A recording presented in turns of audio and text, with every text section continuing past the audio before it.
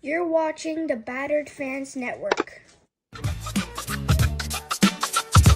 Since 96, MLS has been the youngest soccer league. From 10 teams to 30, playoffs and parity. Battered MLS bring local guests to cover games. Analysis firsthand, not Google like other lames. Stats and recaps cover the West and East. Can't forget, we're on Sean Johnson. Watch every week. DPs for the elite. 10 Gambit to the vets. Playoff trees as American as it gets. It's time to turn off the world, grab a drink and let's go. We're Battered MLS fans, so lock in on the show. We're Battered MLS fans, so lock in on the No show. question about it. I am ready to get hurt again. Welcome to another episode of the Battered MLS Fans Podcast. I am your host, Chris Duran, and alongside me, I got some other Battered fans here, and they are pretty loaded to the gills when it comes to coverage away from the cold. I'll go ahead and I'll start off to the top right of you guys watching. Todd, the God, representing Philly. What's going on, Todd? Yeah, nothing much. Happy to finally have soccer to talk about. It's been a long 3 weeks since we last saw the Philadelphia Union play a soccer game, and so we're a couple of days away from that game against New York City. So really looking forward to that game, and I'm sure we'll be bundled up. Maybe not as much as Justin is right here, but yeah, it'll definitely feel like a playoff atmosphere in the North. I think it will. And Justin, representing Sissy Soccer Talk, looking bundled up with his shovel. What's going on? I'm getting ready for the next season, man. We gotta get ready for this. I brought my complimentary Minnesota United shovel, so this is gonna be great. Nice. This is what we're gonna have to deal with next year. How's Listen, it going, guys? It's going fantastic. I wish I can go to Davi at the moment, but unfortunately, Davi's not going to be with us tonight. He's busy doing another show. But he's probably picking up some snow now because I looked at the weather in New York, and right now it is snowing. So it's snowing over there. It's snowing. It snowed last week in Cincinnati. I'm sure in Philadelphia and Maryland, it's been snowing too. No? No? You should have just said yes. Okay? I mean, come on, Todd. So while we're on the topic of weather, we'll go ahead and get started. We'll talk a little bit about the calendar change. Major things were made in terms of changes to the calendar, not this season, but next season in 2027. We will be starting the new calendar where we will be beginning the season in June, July, and at some point taking a winter break where we take a break between mid-November, all of December, or is it, no, wait, I think I got that wrong. Mid-December, all of January, and then a piece of February. I wish I had the image, but I don't. Um, and then after that, we'll be playing the remainder of the season until we hit the playoffs, which is going to be around the end of April, beginning of May. Now, before we get started on weather talk, while I sit here in the palm trees and the sun, I'll go ahead and I'll bring up, just since you brought it up, Justin, I ended up just making something here because you guys are going to need time cards because you guys are going to be needing to kind of shovel snow. So there we got your time card, Jamaican Justin. You're the snowman. Yes, Okay. sir. And that's going to be your job when you report to go over there. Same thing for Todd the God right here. Okay. Todd is also going to be reporting for work. He's going to have to be shoveling snow. And then, last but not least, even though he's not here, Davi Digits, he's going to have to, I mean, he's already working on it as we speak. You guys are literally going to have to do that. I'm not. I made the argument last episode with Danny that there is going to be some pain, especially in Minnesota and things like that. But let me not steer the conversation in any way, shape, or form. I want to get your opinion on it. First, I'm going to jump to Todd. Todd, what do you think about the schedule change? Are you buying into the 91% same thing? Is this going to be effective negatively against a lot of teams? Like, what's your opinion on this? Yeah, I love it. And simply because I come from the business mindset, and I know when MLS put out their statement, they really dialed into, yeah, they can line up with the rest of the world in the global transfer market for players. And now the MLS's main transfer window will be in the summertime, just like it is majority around the world. And I think that that's great for the league, and I think that should help bring in higher talent in MLS, where let's face it, right? Yeah, you see talent join in the summertime in MLS, but that wasn't MLS's main window. It was in the wintertime. And let's face it, teams in Europe aren't wanting to sell in the wintertime. That's their secondary window. Usually, teams, if they're going to sell, they want to have a replacement already lined up. And a lot of times you don't really see that. And so I know, speaking here for Philadelphia Union, they've never really been that active in the summertime. Yes, they went out and got Milan Iloski after San Diego and Milan decided to cancel his loan early on. He returned back to his parent club in Europe. Union brought a deal with that club and then brought him back to MLS. The previous summer, the Union brought in Danley John Jock, who, congratulations to him. Him and Haiti had just qualified for the World Cup last night, which is huge. Danley did not play last night for Jamaica, was suspended, but yeah, that's huge. And so Danley John Jock's been an excellent player for the Union, but those are the two big key marquee signings, the last two transfer windows in the summertime that the Union have made. So yeah, I think we'll really like this change where they can line up with the rest of the global world in the transfer market. And I think other MLS teams are going to be on board with that too. So yeah, from a whole business standpoint, I think this is going to be great, bringing in even more revenue into MLS as a whole. And like I said, I think we'll see more talent joining MLS now because they're lined up with that market. And what do you think, Justin? What do you I think think about the changes? I think it's a gamble. I think what you're counting on. I mean, there's lots of pros. I think the pros outweigh the cons, but I think that I think Todd's exactly right. That's the main reason for this push, right? To bring in better talent into this league, to be competitive with teams, with clubs, leagues in Europe. But I think there's a gamble for MLS here. I think that the sport, you really are banking that the fan bases have solidified for each of these markets, right? Because the summer schedule, I should say, is a big reason why people go to MLS matches. Or if you look at attendance numbers throughout the league, they all spike in the summertime, and that's largely to do with the lack of competition collegiately and professionally in a lot of these big cities. The other gamble is that teams can actually secure those transfers. You know, there's a good chunk of this league, and we've talked about it at nauseum, that aren't willing to make those financial commitments. So for them, there's really no change. You know what I mean? For FC Cincinnati's, for the Miamis, for the Philadelphia Unions, this is going to be good for us because it's going to put us on even competition with globally and more importantly, in my mind, CONCACAF. Be able to come into that, CONCACAF Champions Cup and be able to compete right away. Again, I think that the pros outweigh the cons, but I think that MLS is banking on it and gambling. And if the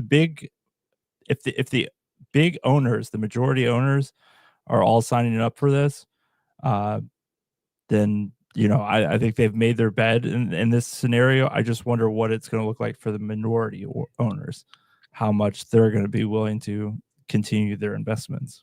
Well, and this brings me to, like, for example, the point that you made, Todd, that Sean is bringing up here. Philly is an academy club. They never really been buyers, but this is potentially one of the things that can help in that aspect when we're talking about the pros, like you mentioned.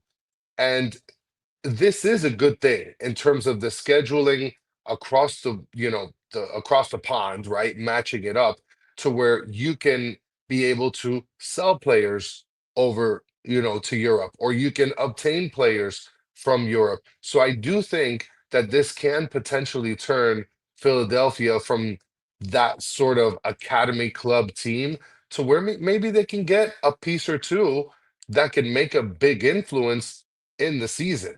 Now, yeah, go ahead, Todd. But I don't agree with that. With Sean's comment saying that the Union really aren't buyers. I mean, they just had a fantastic 2 window stretch. Milan Alaski's been a game changer for them in the summertime. I mentioned Jovan Lukic, you can argue, has been one of, if not the Union's best player this season. They brought him from Serbia, and nobody knew who he was, and he looks like one of the best defensive midfielders in the league. The Union go out there and they bring in Jan Glavinovic, who unfortunately has a knee injury and then doesn't play all but I think 3 games total for the Union this season. They go out and spend $3.8 million on Bruno Damiani, which was a club record fee. There's reports out there that the Union are going to be spending a little bit over $4 million. I think the fee was reported to be 4.5, 4.2. I forget exactly what it is for a Ghanaian striker that's going to be a U22 striker. And so I don't agree with that notion. The Union, people always say, yeah, the Union really aren't buyers. But my argument to that is, if you look, and people always point to the 2023 team when, yeah, they mostly made MLS signings: Joaquin Torres, Andres Pereira from Orlando City, Yeah. Damian Lowe from Inter Miami. The Union didn't really have the cap space to go out there and make these big signings that the Union fan base wanted, or maybe other people in MLS were expecting a team to go out and make after they were coming off that MLS final loss to LAFC. They couldn't do it because they had just given out a whole bunch of new contracts. They literally didn't have the cap space, and so they worked with what they had. They didn't really have a ton of GAM available, and you work with what you have. And so finally, once they trade pieces away, once players' contracts come off the books, as a Jack Elliott, a Leon Flock, then you can go out and make these moves that I mentioned: a Jovan Lukic, a Bruno Damiani, a Jan Glavinovic. And so it's all about finances for these teams and everything. And so, yes, you want to reward your players for positive seasons like the Union did after that strong 2022 season. But Yeah. then once it just doesn't go the way that you expect it to go and everything, then you got to blow it up a little bit. And that's exactly what the Union did after last season. And look where they went this season, winning the MLS Supporters Shield. And nobody in Philadelphia would have thought that. I can guarantee you everybody here watching the show wouldn't have picked the Union to win the Supporters Shield. But look, No. they had to have players come off the books and everything, and then they revamp. So no, I don't agree with Sean's money there. I think on the selling point, though, I think the Philadelphia Union could have benefited on that, right? The Julian Carranza leaving in the summer window. You had That's I left on a Paxton, free, but yeah. Paxton Aronson and Brendan Aronson. Those are the big hitters, right? So I think those summer. Huh? MLS teams don't want to sell in the summertime because that's and they don't more than halfway through their season when they're getting ready for playoffs. So what's the initiative to sell players when you're pushing for an MLS Cup unless you get blown away with an offer? It hurt FC Cincinnati. They had big money offers for Brandon Vasquez in the summer window. They didn't. They elected. This is the 2023 season when we won the Supporter Shield. They elected not to sell them off. They ended up recouping quite a bit of that. They lost Brenner mid 2023. That would have been a huge player to have had all season long that year. I think he was coming back as I think he was second in the Golden Boot race in 2022. So it creates a pickle for teams. I know we have Alvaro Barrial that is in no man's land right now with the club because he refuses to play with the club that technically owns his rights, and he and a big part of that is because we basically offered Barrial a deal to stay on till the winter window, and then we would sell. And then his value dropped during that period, and also the dollar signs just weren't there that the club was looking for, and so that became a whole fiasco. And now he's out on loan, permanent loan from the club. But now let's take a look, like, I guess a little bit more of a broader look to other Mhm. teams, like, because you have a lot of teams in terms of the schedule change, a lot of fans, like in Minnesota, in Montreal, in Toronto, and Vancouver, that are looking at this schedule and they're like, well, I mean, I get it from a financial perspective, but it does have an effect in terms of weather, right? In their opinion. Now, I don't know if there's too much to throw on that because there are games that are played within that time period, anyways, during the season that we're in. Typically, like in February, and February is one of the coldest months in the Yeah. country, especially in some of the northern states. Just real quickly, do you think that those fans have some sort of, I guess, effect in their argument, or is that not an argument that really should be made? What do you think, Justin? I think absolutely they do, because not only are you talking about um, pretty miserable conditions, but there are rumors about them potentially not being, like, having home matches during that window, right? Yes. And well, let's just not schedule home matches for Minnesota in February and November. Okay, so we're just gonna do 5 straight months without a home game in Minnesota? Like, that's like, that's crap. That sucks for that fan base. So, yeah, I completely agree with the gripes. I don't think I think the players aren't gonna really be bothered too much about this. I think it's the fan base and the fan experience and what makes MLS special in this country, compared to the other leagues, right? It becomes I can only speak for my fan base. There are diehard FC Cincinnati fans. Not everyone at TQL Stadium throughout the season are diehard fans, right? They're there because it's a great venue. It has good drinks, good concessions. It's a sporting event. There's high energy, and it's a good social atmosphere. And so you take away that all important summer months from that equation, and I think you're going to be losing potential fans, earning potential future fans in that manner. Well, one thing I do want to bring up, Minnesota, when I looked at it, February has like 22 days of possible snow in the month. Montreal has like 26. I mean, it's crazy. People Mhm. were mentioning Vancouver as if that's suitable because it's within a stadium, but we've had guests from Vancouver on where they say, "Yeah, okay, we got a stadium. It's not going to be freezing in the stadium, but fans sometimes don't even want to drive through the that kind of climate to get to the stadium." Uh, Yeah. what do you think, Todd? Just to kind of wrap things up here. Yeah, I mean, Michael brings up a point. It does get pretty windy in Philadelphia in November, but look, let's face it. The way that MLS is setting up the schedule with MLS Cup being in May, where the whole country should have good weather, regardless of who makes MLS Cup or not. Yeah. Look, if teams have to suck it up in February and March and everything, I think they're sucking it up if their team's fighting for a playoff spot, needing that last push and everything. Yeah, they have a reason to be upset. Yeah, they have a reason to be mad that it's going to be miserable weather.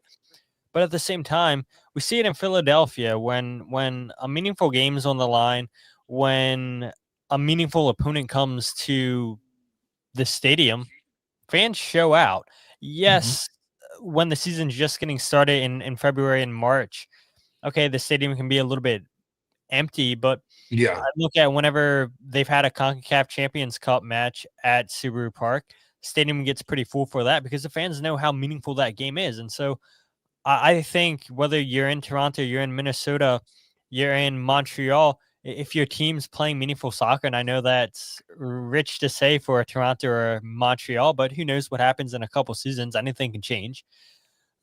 I think those fans, if those teams are pushing for a playoff spot, I think They're they're going to show be up. there.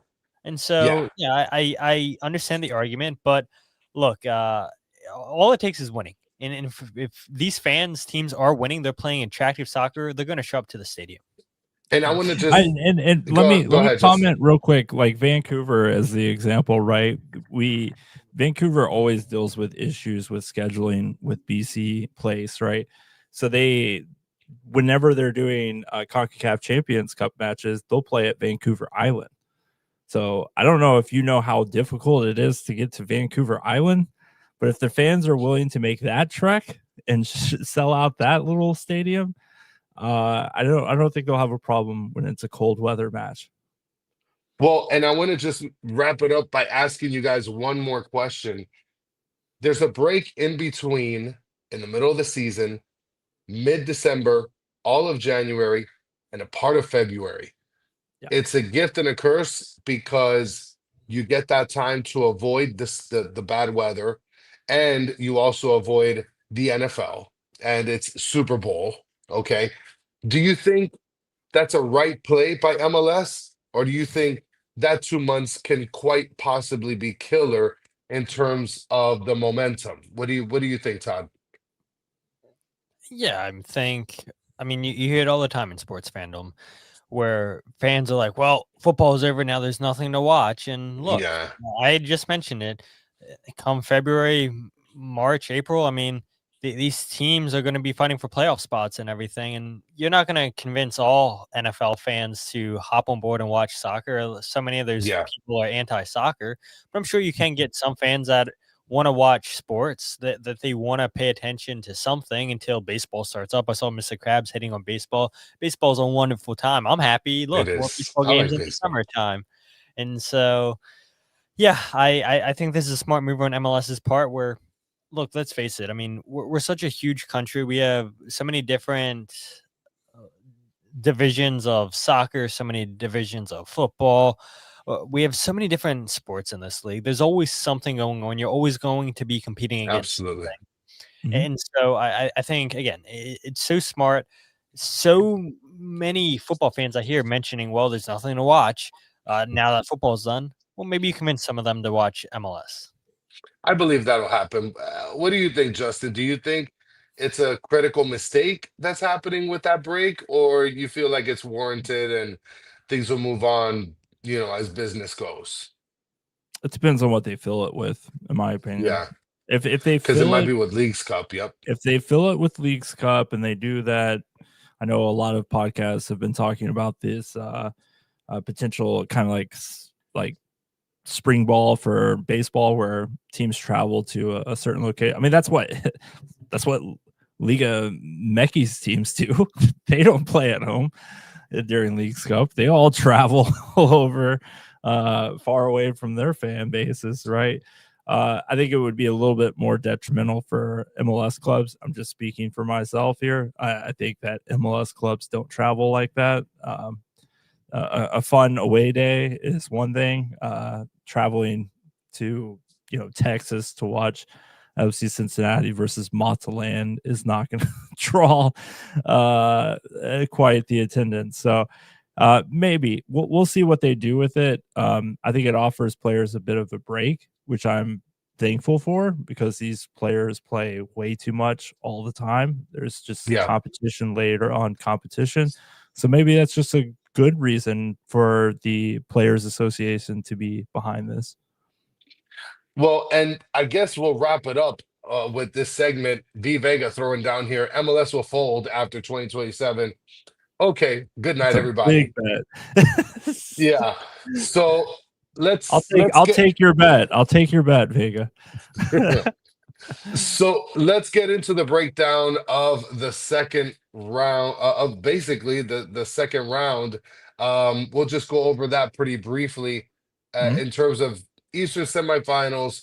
Uh, we get to the point where we are now Philadelphia, one seed playing against NYCFC that was able to crawl out of that 3-game series against Charlotte, winning both away games. And then Cincinnati winning against Columbus throughout 3 games, and then Miami coming out as a winner against Nashville in 3 games as well. Now, I want to go first I want to get your perspective, Todd. What do you think about the matchup coming up against NYCFC? Because one of the critical things that I've realized is Martinez is a fantastic player for NYCFC. He just got injured in international play. he's not going to be available. I believe there's another player that also got injured for NYCFC. I haven't looked into it too much, but Andres Pereira. yeah. So is it game time? That's it? It's over? Is this payback for the COVID season? It's interesting, and another thing I would add is Aiden O'Neill, their second defensive midfielder, is suspended for this game. So you're missing your two starting defensive midfielders for this game, and you're missing your leading goal scorer in Alonso Martinez, who had 21 goals in 36 appearances in all competitions. So yeah, it's a huge blow for New York City, and I had thought about it too, and maybe I'll make that joke on my show. Come here Friday, but Union fans, I mean, I don't think they're gonna feel too much hard will for the injuries and the suspension to New York City, just because, like you mentioned, Chris, Union fans still remember what happened in 2021 when the Union actually take the lead in that game, thanks to an own goal by Collins, I believe it was. It was announced as a Casper Shaboka goal, but then quickly changed to a Collins own goal, and then New York City go and score two two goals and go on to play Portland in the final, and they Yeah. beat Portland. And a lot of Union fans, and I think I agree with them that if the Union get past New York City, they probably win MLS Cup in 2021. There wasn't a strong Portland side compared to what we've seen in years past, and I would argue too that wasn't the strongest New York City side. Yeah. And yeah, they took care of business, and the Union just gonna contain themselves, and they go out and celebrate Corey Burke's birthday or Andre Blake's birthday. I forget which one of those players. Somebody's birthday it was, and a whole bunch of the players wind up getting COVID, and now you're missing half your roster, and you're pulling up kids from Union too, and you're signing goalkeepers that haven't been a part of the team at all, and yeah, you give it a fight, and unfortunately you fall short. So yeah, maybe it is for the fan base going to be a little bit of a revenge game, but I don't think the players are thinking that at all. The only players that you still have on the roster from that time are Alejandro Bedoya, Jacob Glesnes, Andre Blake, Olivier Bizo, and that's it, I think. So 4 players, yeah, that's it. I think only 4 players on the roster that were part of that 2021 team. I have to point these comments out, okay, Todd, because you've been a long time with us. Mike V saying Todd needs to give me the winning Powerball numbers. So you need to send that to him ASAP. Okay. And Nick is saying, have you seen his breakdowns? He analyzes the directions the blades of grass are facing during certain plays. And Soccer Daddy, he's better than AI and Wikipedia. Okay. So show some respect to Todd the God. Okay, guys. Now, I wanted to bring something up here because unfortunately, I feel like there is such thing as the supporter shield curse. And I feel like even though Martinez is not going to be there, but I mean it just might be unfortunate that there's going to be a curse handed. And me as an Inter Miami fan, hoping that we kick Cincinnati's ass and then we can get a home game if NYCFC wins, that would be the best outcome for me selfishly as an Inter Miami fan. But Philadelphia Union is my second favorite team in the MLS. So I do hope that you guys can be able to come out with a win against them. And I think it's definitely possible. Yeah, I think it's possible. Real quick though, I gotta ask you, where'd you get that supporter shield little thing? That is so cool. So Inter Miami had a Inter Miami decided because they're late with all of their giveaways to their season ticket members, and Yes. so they decided they wanted to copy Cincinnati and give the same exact thing that Cincinnati fans got in a timely manner though. So this I got like a couple weeks ago. They gave it to me in some box with this little stand here that says Inter Miami CF 2024 supporter shield. I mean, we're literally, I think they gave it away like the game after that we had no chance of winning the Supporter Shield, which is so stupid to be perfectly honest. But that's when they gave it away. It is super cool. It's heavy as shit. And this is probably the best giveaway that they've had. And the fact that they copied Cincinnati makes me so upset I because never they couldn't knew come up with. Cincinnati did that either. If Yeah, Michael's still in the chat, I believe he's a season ticket member with the Union. They've never done anything like that. I don't think they've done anything like that. Union fans, this is breaking news to Union fans. get ready This for is it. being flipped. Justin, 4 years out, or if you know Cincinnati fans that have I'm not a season ticket holder. Cincinnati fans that have that, just say dupe. Start tagging Union fans on social media and be like, Do it. look, I'll do look it. what the Union didn't do for you guys the last 2 times you won the Supporter Shield. Look what you're missing out on. This is crazy. I'm mind blown. Yeah, I mean, they gave it to me in a box like this. First class, man. Yeah, I mean, the richer seats got like random lights in the box. It comes with Oh. this freaking PowerPoint like story here made by AI, I think. I mean, it's the best giveaway they've had, and you'll probably look the Philly fans are probably going to get theirs in a timely fashion. We didn't. We got it like a couple weeks ago when we literally had no chance of getting the Supporter Shield. So, and again, they copied Cincinnati because Cincinnati Yeah, got FC it Cincinnati first. fans got it in January ahead of the 2024 season. I mean, look So, at that. We yeah. got that shit. We got that shit like like 7 business days ago. They were I mean, well, hold on. Let me check that because they surprised the fan base because they started off with the typical like pick between a blanket or a hat or a t-shirt and stuff like that, like free t-shirt, free hat, whatever. And then my cup broke. along with that, they sent out the Supporter Shield to everyone. So it was a great surprise for everyone. Look at that. They sent it with the Supporter Shield. There was a season ticket giveaway that they gave away a year later, which was choosing through some stupid shop. Yeah. And I got a cup. And I figured out the shipping address where they sent it to is like 5 minutes from my job. I was going to go over there and rob them for boxes of cups. But they sent me a cup and it literally broke the next day after I got it. Oh my God. And then I want to make sure that I point this out. Sean Callahan is actually true. You couldn't return to your seat once you got this because this is like hard. You throw this and you might be taken to jail for attempted murder. Yeah, it's a proper discus. Yes, it is. So now we talked a little bit about the series between Philly and NYCFC. Let's get to what's going down in Ohio. We talk about the Philly side of things. We just Wait, talked about I New thought- York City. You guys I thought you mentioned New York Who's City. Yeah, you are okay.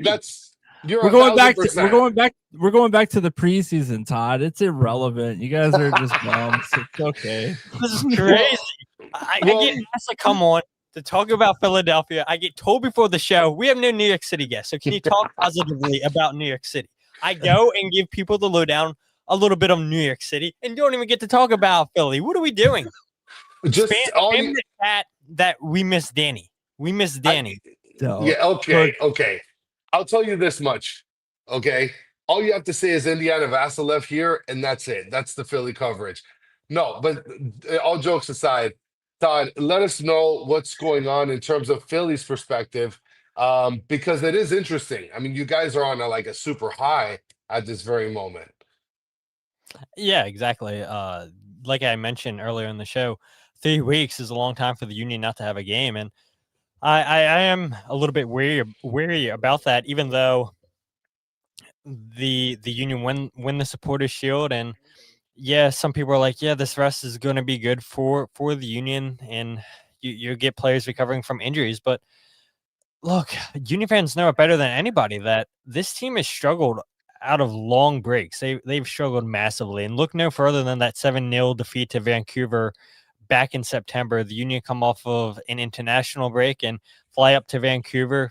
get their butts whooped, and then they have to fly down to Nashville for the semifinal in the US Open Cup. They also get their butts whooped in that game. And so I am a little bit weary. I'm not going to lie. Even with players injured for New York City, even with O'Neal suspended for New York City, because history shows us that the Union struggle coming off of big layoffs. And Bradley Cornell was asked about that after the second game in Chicago, and he said, we have a plan in place. We're going to learn from it. We know what works for us. We know what doesn't work for us, and we're going to get to business. And I have no doubt in Bradley Cornell's abilities to get the best out of these players, to get these players focused. Because look, let's face it, brand new coach coming into a brand new team and everything. And again, who expected Philadelphia to win the Supporters Shield this season? Nobody would expect them to win it. Look, not even Bradley Cornell. He said the goal was top 4 this season. Wasn't even saying we're going to go out and win the Shield. Let's get top 4. Union do that.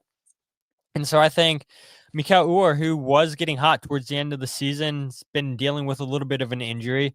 I think he'll benefit off of this this long break. Indiana Vasilev's been dealing with a little bit of an injury. I think he'll come out and benefit off of that as well. But I think for me, you had mentioned Vasilev, jokingly maybe, Chris, but Yeah. I I think do he's been think that he effective needs for to have, Philly. I think he needs to have a big game against New York City. New York City is a team that's not going to give up many chances. Matt Freese, I think it was Michael who made the comment earlier saying New York City still has him. Absolutely. One of the best goalkeepers in MLS. The Union struggled to create chances, meaningful chances, when they played against New York City towards the end of the season that clinched the Union, the Supporters Shield, in that 1-0 win with Mikael Uhre, funny enough, scoring the lone goal in that game. But it can't all just be on Kai Wagner sending in crosses. It can't just be Milan Alaski creating chances. It's got to be other players stepping up. And I look at a player like Indiana Vasilev, who is excellent defensively, has scored a couple goals here as of late. But I want to see a little bit more chance creation for him against a very, very tough New York City side.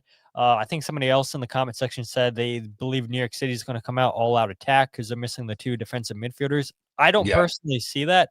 I think they're going to sit back, and I think they'll try to hit on the counterattack, but they're going to want the Union to have possession of the ball. And the Union really on a team that likes to have possession of the ball. So how can they break down New York City? That I expect them to sit low. I expect them to sit back in a low block, and maybe the Union do fumble. You're right, because for me, I am weary. I am really, really weary off of that long break and everything, despite the injuries and suspensions for New York City.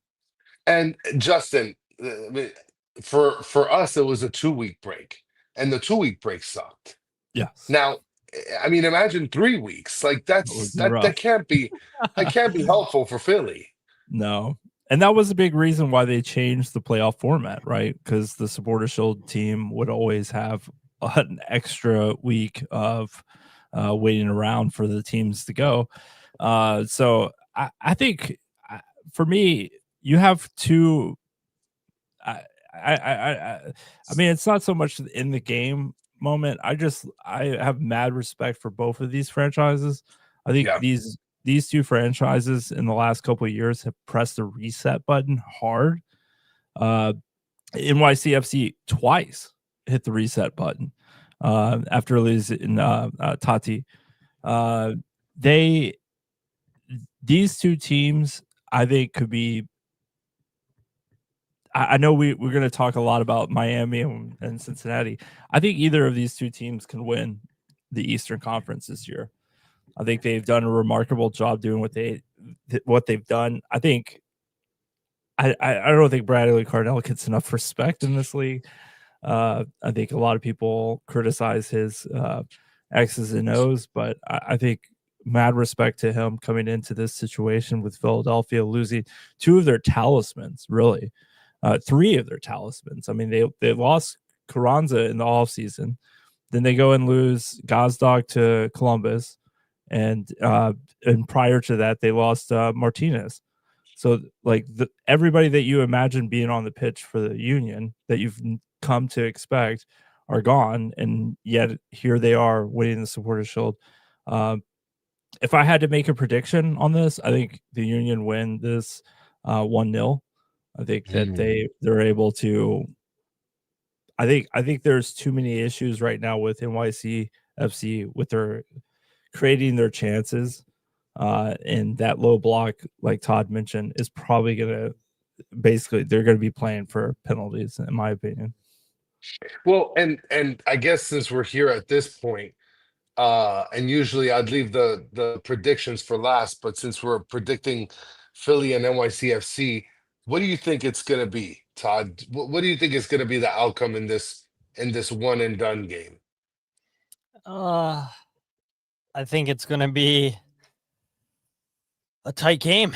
Even though key pieces are missing for New York City, I think it's going to be another 1-0 victory for the Union. Who scores the goal? I'm not sure. Does this game go to extra time? It's possible. I I wouldn't be surprised if the Union start this game slow.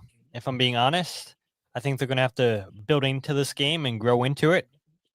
But I do think the Union have enough quality in their team to go on and push on to reach the Eastern Conference Final. And uh, yeah, I'm excited for this game against New York City for sure. But I think I'm a little bit more excited for this FC Cincinnati into Miami game, just knowing that these teams are pretty much going to be at full strength, and it always seems like it's a good matchup between these two teams. And I don't want to give my thoughts on that game. I'll let Justin go ahead and talk about that. I'll let you talk about that game, Chris, before I give thoughts. But I do think that's going to be the better game to tune into this weekend. I think it might be more of a splashier game, a funner game to watch, because I do think that the game for Philly and NYCFC is going to finish like 1-0, 2-1. I honestly feel my prediction is that Philly's going to win 2-0. Clean sheet, 2-0, walk into the Eastern Conference Finals. But you guys did win against NYCFC a couple weeks ago, a month and change ago. And then before that, I was looking back at the schedule and you guys lost to NYCFC back in April 1-0. So it's not far-fetched your guess, Justin, of the 1-0 prediction. Now, like I said, as far as Inter Miami and Cincinnati goes, that's going to be on a stupid Sunday at 5 o'clock randomly. And I mean, I get it. MLS is cooking the books, so we Yeah. could play at a warmer time. Okay, Yeah. let's just call a spade, everybody. Yep. Let's be 1,000 about this. Yep. And I think it's going to favor Inter Miami, of course. But at the same time, these are two very good teams that played very strongly in a 3-game series all the way to the end.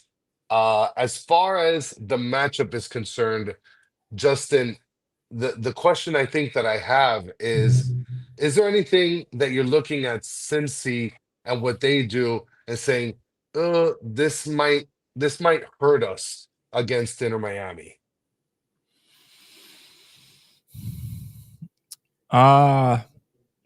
Yes.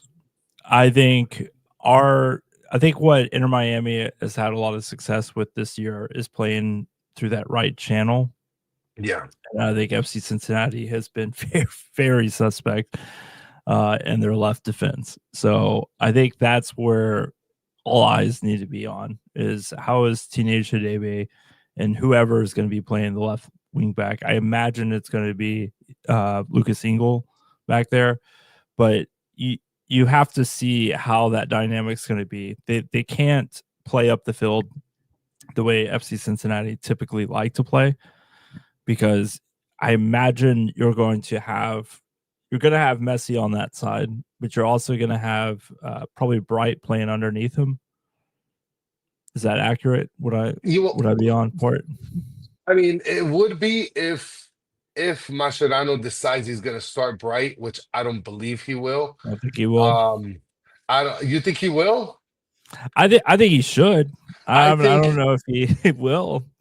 I think it's this. Honestly, I think it's the smartest bet in terms of to be able to hold down the midfield a little bit more better defensively. But I don't think that he's gonna move pieces around to accommodate Bright when he can just throw Allende on the right, Baltasar Rodriguez on the left, and just let them go free and do whatever they want. Go wild. Um, It's weird because we had Jeff on the preview last episode on the battered herons, Mhm. and he actually mentioned Orejano might be a starter. And Orejano is a weird conundrum there because Yeah. defensively he blows chunks, but offensively he's fantastic. Like, Yeah, so you're Shano can play either side, and okay.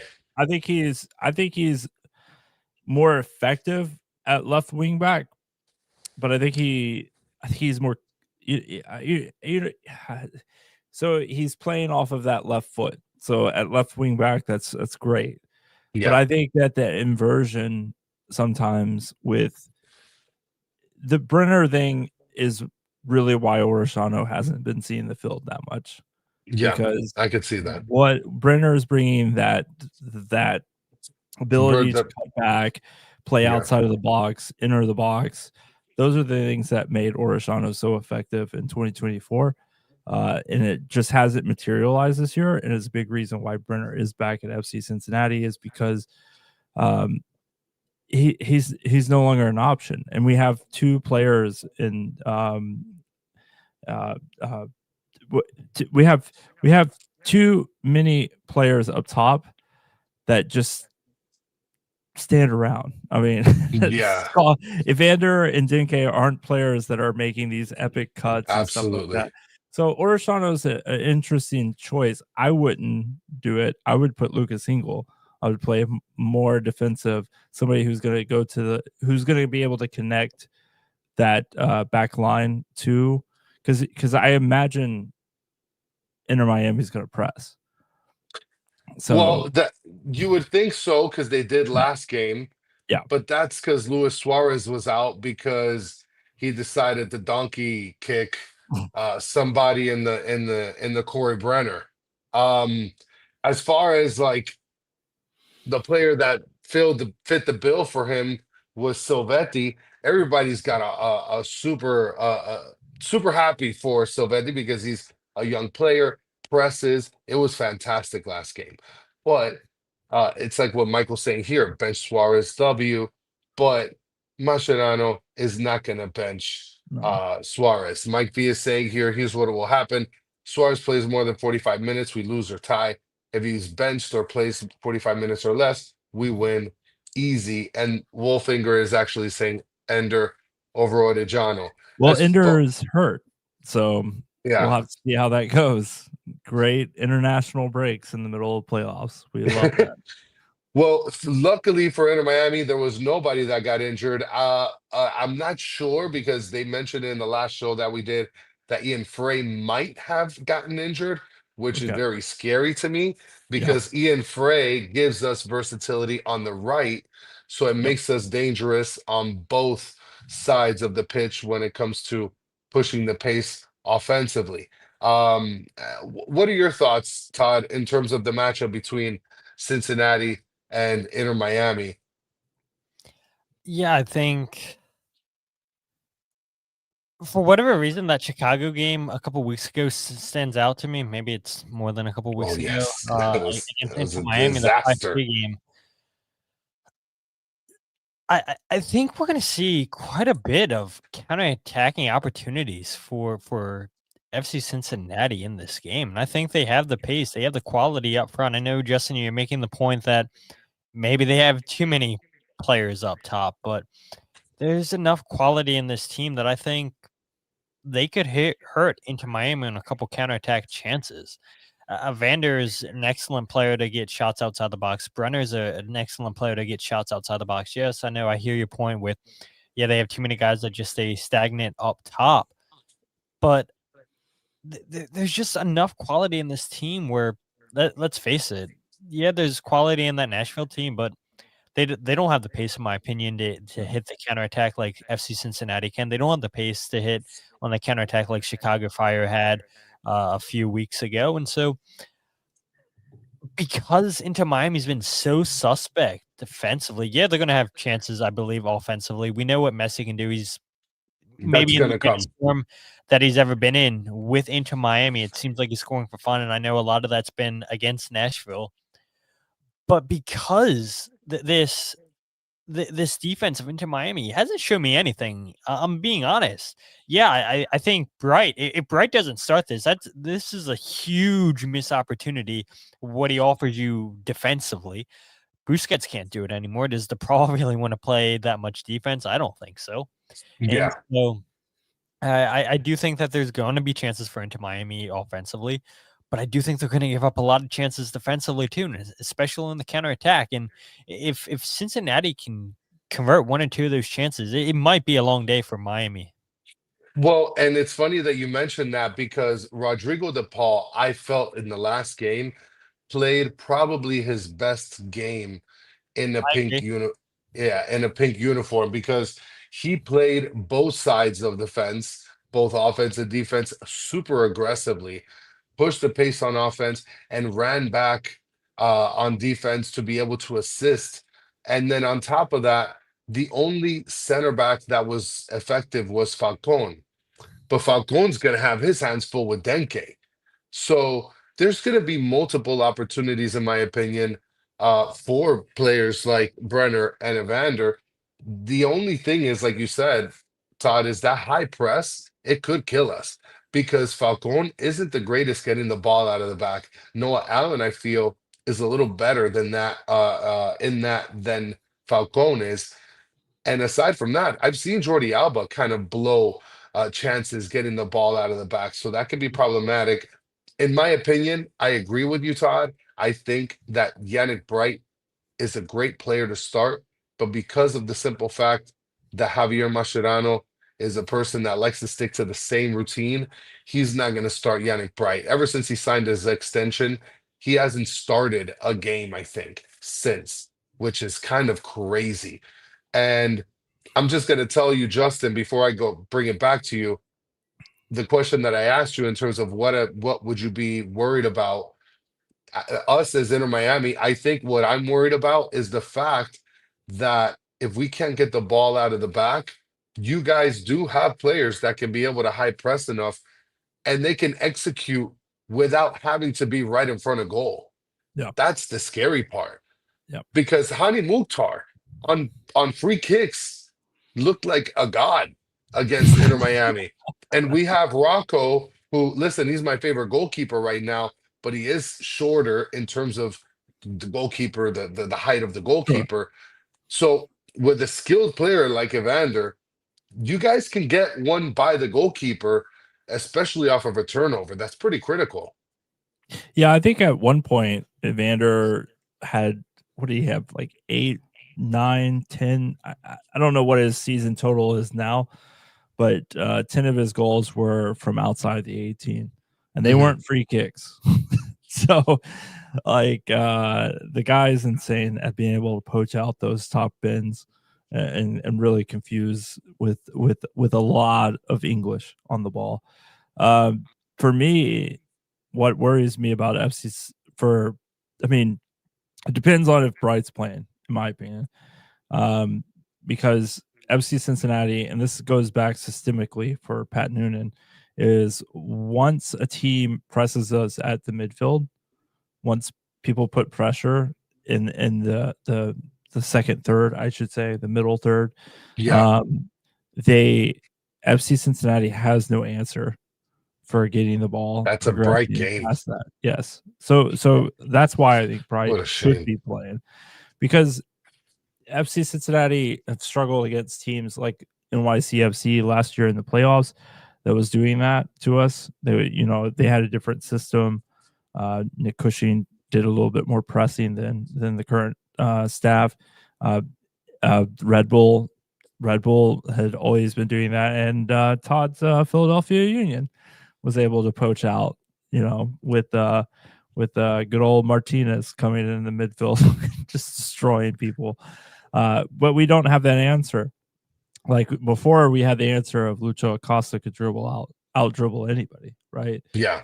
And now Evander is not quite clinical whenever it comes to taking that turn.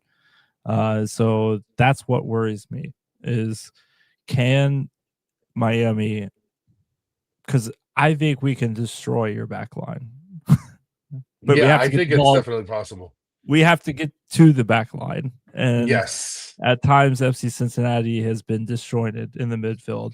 We have great players with Pavel Buka, and I imagine Samuel Guidi is going to get the nod over Bina Nwobono. But I think there's so many times that we have to drop players back, that you're going to be taking some of the best talents and really trying to answer questions in the midfield. And that can really, really slow down the FC Cincinnati scoring machine. So I'm gonna bring this comment up real quick, and another one. Nick Smith saying Bright won't come on to the 60th. It's already written in stone. That's how it's looked recently. For example, the first game in the series against Nashville, he did end up coming on at around the 89th minute, which is just diabolical. But by then, we were already up 3-0. So, like, whatever, I get it. Ideally, and this is just to sort of explain the 11, because Michael's asking, I hear so much praise for Bright. What's up with, and he's always on the bench. What's up with that? It's a good question. Bright isn't too much of a known player, He's and a he would, uh-huh.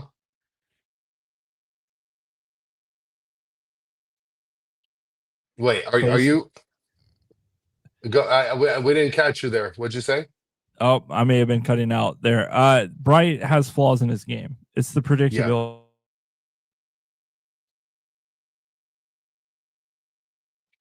Yeah, it is the predictability for sure. I'm cutting out too. Chris, are you infecting my computer now? Is this what's going on? I think so. That's what happens when you give me advice to watch games on Fox Sports. And You then I and take Don Garber are affecting my computer now. Come on, man. Trying to cut us out, trying to get FC Cincinnati out of the playoffs. I ain't letting that happen. We've had enough of this crap.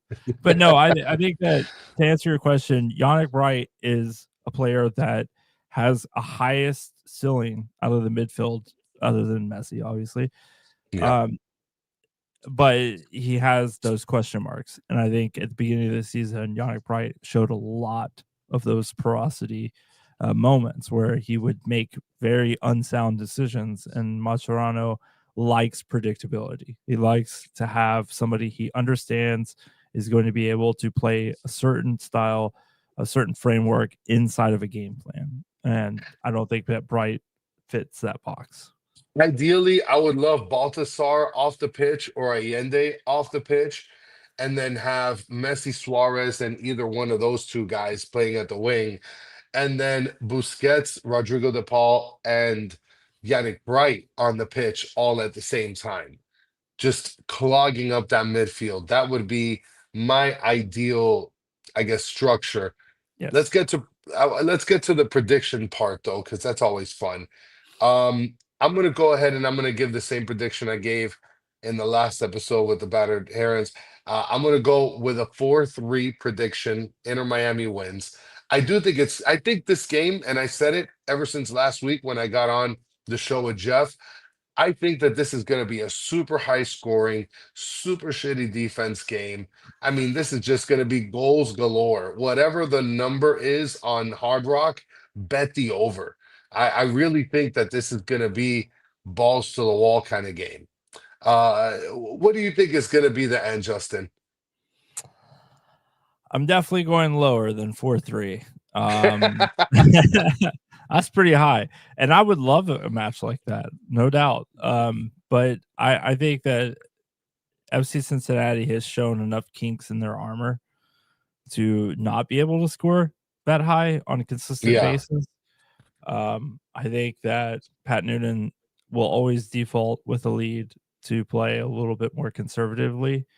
And maybe Messi can crack those eggs, right? He was able to crack those eggs in 2023 in the U.S. Open Cup, was able to score 2 late goals there to force extra time. I think I'm going to agree with Nick Smith there. I'm going to go 2-1, but I'm going to go with the good guys. FC Cincinnati pulls it out at home. I think that with Brenner, I think that's going to go down as one of the best summer signings in the history of this league is FC Cincinnati getting him back on loan. And they'll finish the deal at the end of the year. I mean, come on. Udinese does not need Brenner, and Yeah. FC Cincinnati desperately loves Brenner at this point. So before I jump to Todd the God, Mike V is predicting 852 It could happen. and 3, Could right? happen. It would So need a lot of red cards, but it yeah. could happen. So Todd, what do you think is going to be your prediction? I mean, what do you think? What do you think is realistically going to happen here? And who do you think is going to come out winning? Yeah, I mean, my prediction's pretty close to Mike V. I've Cincinnati winning this one 5-1. I think Miami's just nah, it's not going to be 5-1. I do have Cincinnati winning. It's going to be 3-2 Cincinnati. I agree with you, Chris, that there is going to be a lot of goals scored in this game. I think Brenner's been in fine form the last couple weeks. I think he'll score a brace on the evening. And yeah, I know Cincinnati's had their tough moments at TQL Stadium this season, but I've seen Cincinnati fans saying, and there was people tonight on the chat saying, if Cincinnati doesn't win this game, that Pat Noonan needs to be gone. I don't know if I would take it that far, but my question for the chat, and I know we're coming up on the time, so we don't have to discuss it here, but we all know there's mostly Inter Miami fans that listen to the show, and that's fine. It is what it is. But what if Miami don't win? Should Mascherano be out? I think that's a fair question. A season of not winning a single trophy?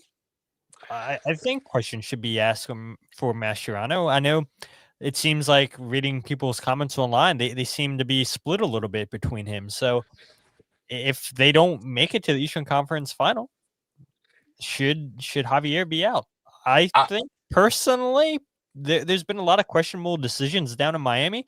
It seems like it doesn't matter who the coach is, Phil Neville, Tata Martino, Javier Mascherano, they can't get that defense right for whatever the case may be. And I do think defense is what's going to cost Inter Miami in this game. So I'm going to answer that question, but first, I'm going to go from Mike V saying Todd needs to give me the winning Powerball numbers to now he is full-blown upset at you. Todd knows nothing. I take back my previous statement. Hashtag Todd out. Okay, Mike V started the Tata out hashtag, and Tata is now out, and he's coaching for Atlanta United. Watch out, Todd. He'll get you out of your job. And Sean Callahan is also saying Mascherano out no matter what. And he's already sent the goons out. Sean Callahan says, Mike V, get on it. So you need to be careful there because you're tracing into bad territory. Hashtag French guy in. Fridge guy in, yes. You were gonna say, Justin? If I could jump in there before you answer that, Chris, I think this game is a hell of a lot of pressure for both teams. Yeah, I think absolutely. FC Cincinnati, after the offseason that they had and then the summer window that they added to that and the money that they're spending, and inevitably at some point we're not going to be spending the way we're spending now. We're in that championship window and we are desperate for some kind of hardware. And so is Miami. Yeah. All the expectations coming into the season to win this, to win that, and then to be ending up looking for only one of two trophies here at the end, Eastern Conference champion or the MLS Cup. There is going to be a hell of a lot of pressure on both these teams to perform. Well, and I'll finish it off with my thoughts to the question that you asked, Todd. But just to do the math here, 852 goals, Mike V. If we play 100 minutes, we'd have to average 8.5 goals per minute. So it's not that it's impossible, but it's impossible. Probably need 11 red cards for the other team. Yeah. Isn't it like after 4 or 5, you like the other team just surrenders? Yeah, is there? You're saying there's a mercy rule? I don't think there's a mercy rule. I don't know. I think there is. Imagine leaving the goalie and like one player against 11 players. That's diabolical. Well, you can already be guaranteed that one player that would get a red card. That's Miazga. Just get him to go off on the referee. So he'll get himself off. So give me my thoughts, Todd. Honestly, I've said it this whole season. Mascherano needs to be out. We what we were promised and we were expecting, especially with this team, trophies, multiple. And we're at the point where MLS Cup is the only trophy that's left. And I'll tell you this much, Justin and Todd, we had Jeff in the show before, and in the backstage, we finished the show, and Danny just buries his head in his hand, and he's like, "If we lose this game, it's gonna be a fucking disaster." Yeah. And it is. It's gonna be a complete shit show. Everybody online is gonna completely shit on Inter Miami, except for Cincy fans, because they're gonna be too drunk to even type anything. And but they'll wait a couple days and then shit on Inter Miami. Like the whole world is gonna destroy Inter Miami. Javier Mascherano, forget about it, Todd. Like if he finds a job washing dishes in this country, I'd be surprised. So I think that it's gonna be a disaster for him. It's his first opportunity as a professional coach with some of the best players in the history of kicking a freaking ball around. Yeah. Like that's crazy if you think about that. It's also a pretty soft landing. I'm not gonna lie. I'm not gonna disrespect MLS. We're all MLS fans here, but like it's kind of a soft landing spot. You have the greatest player of all time with several, Hall of Fame players playing in a league that is trying to make sure Colorado is relevant. So Yeah. that's a pretty good starting point for Mascherano.